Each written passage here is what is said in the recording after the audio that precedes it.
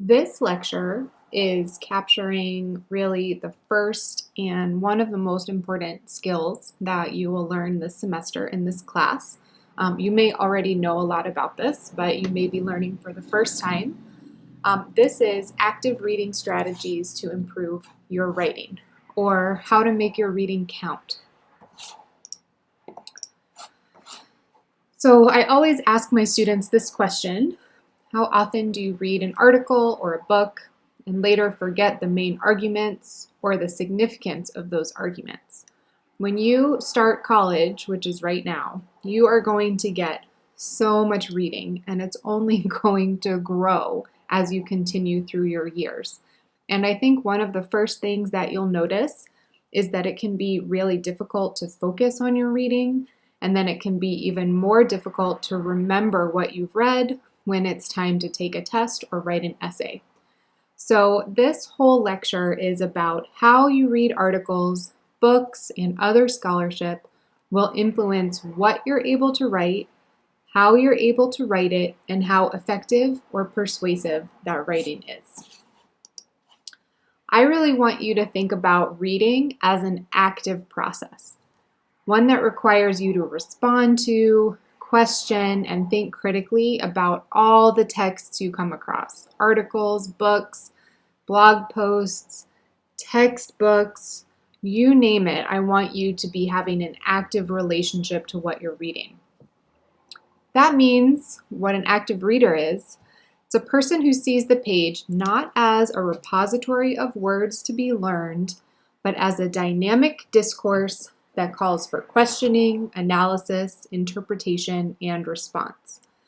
This is probably the most important thing from this whole presentation. Active reading is part of the writing process. In fact, active reading is the first step of any good academic writing process. I have some examples here for you of what a document looks like. This is actually a book. When I am reading it, all of the different things that I'm doing with that text to make sure that I'm reading actively, staying awake, staying focused, and that I'm going to be able to come back later and easily find a quote that I need, or actually I've started writing that paper. All along these edges, you can see I'm having my own thoughts, I'm making connections, I'm questioning, I'm agreeing. You can see here is a highlighter where I'm agreeing and disagreeing at the same time, a complex rhetorical move. This is what your documents should look like as you are reading them. This is another example of another page. So you can see I'm doing lots of agreeing, lots of underlining.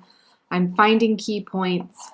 I really want to show you these sticky notes because some people do not feel comfortable writing in their books, and that's fine.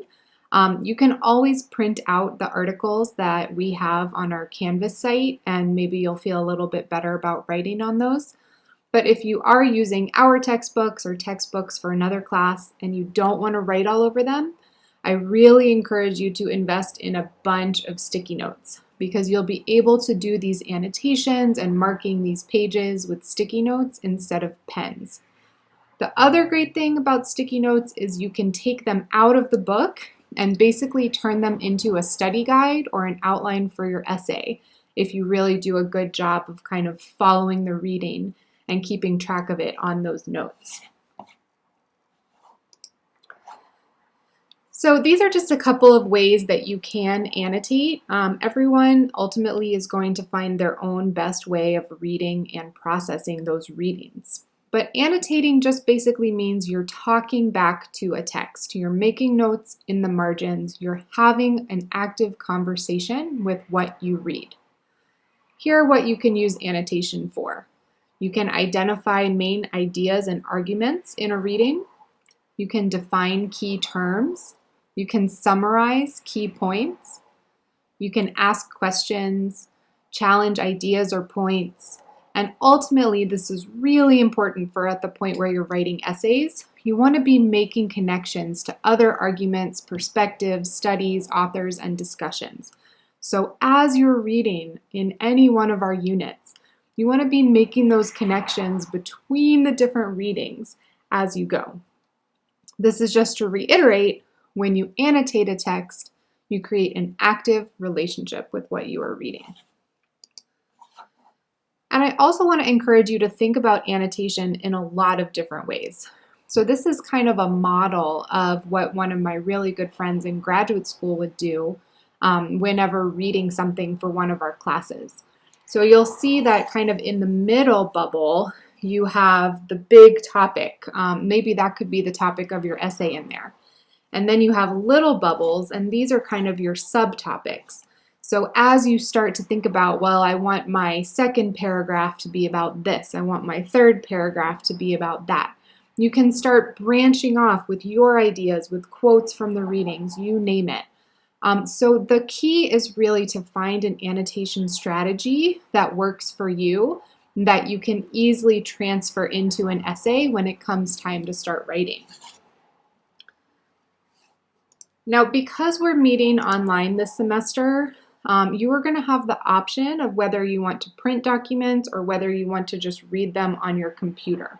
So if you are going to read documents on your computer, which is what I'm going to be doing, you're going to need a couple of tools to help you. So this is what you can do with Adobe Reader, which is free. You just go online to Adobe and you can download it. It's going to allow you to download a PDF and to annotate it. You can highlight, you can make comments, you can use multiple colors.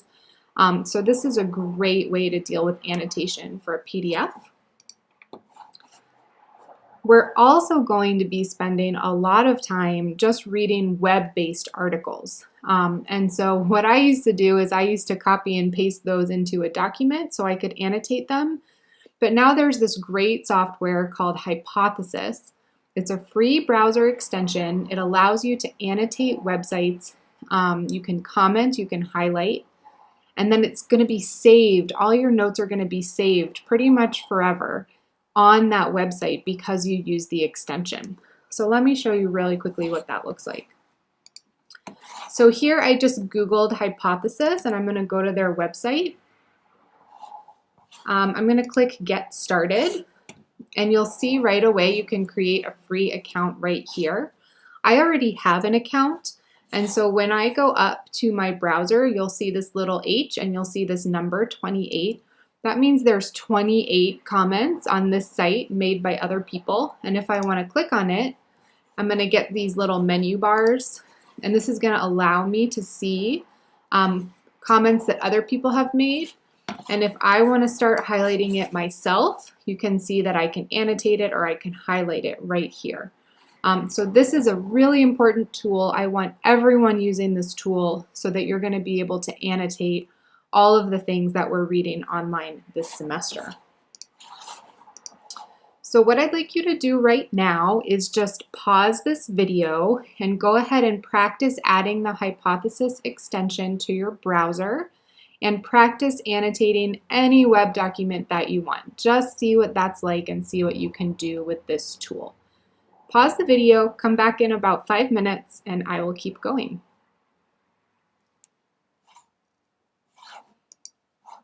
The point of this whole lecture is that active reading now is going to help you write later.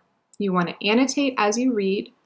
You want to document the main arguments, key concepts, connections to other readings, and contributions to the larger discussion of the topics that we're talking about. Every week, you're going to have a job of contributing your favorite or most impactful quote to the class commonplace book. And I'm going to tell you a little bit about that assignment before I end this lecture. This is your annotation assignment. You can find it in detail also on Canvas. Every week you will complete the same annotation assignment. You will read and annotate all of the readings assigned for the week, both online and in your textbooks.